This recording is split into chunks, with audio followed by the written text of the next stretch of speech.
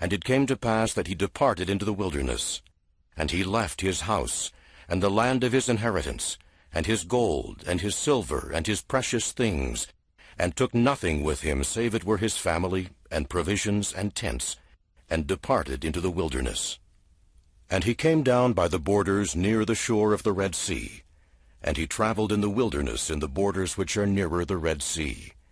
And he did travel in the wilderness with his family, which consisted of my mother Sariah, and my elder brothers, who were Laman, Lemuel, and Sam. And it came to pass that when he had traveled 3 days in the wilderness, he pitched his tent in a valley by the side of a river of water. And it came to pass that he built an altar of stones, and made an offering unto the Lord, and gave thanks unto the Lord our God.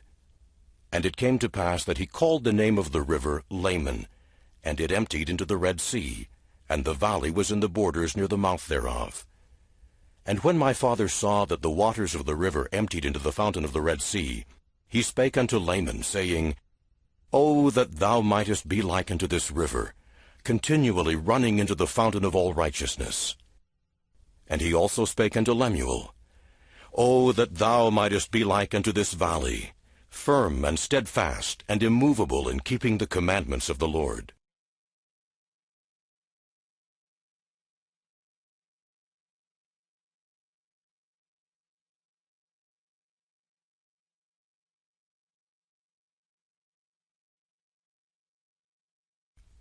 Now this he spake because of the stiffneckedness of Laman and Lemuel. For behold, they did murmur in many things against their father, because he was a visionary man, and had led them out of the land of Jerusalem, to leave the land of their inheritance, and their gold, and their silver, and their precious things, to perish in the wilderness.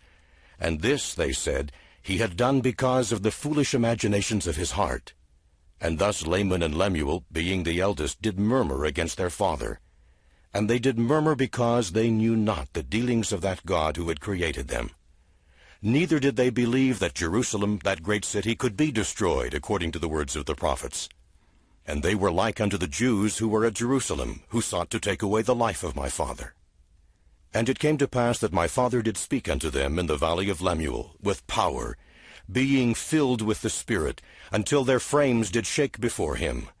And he did confound them, that they durst not utter against him, wherefore they did as he commanded them.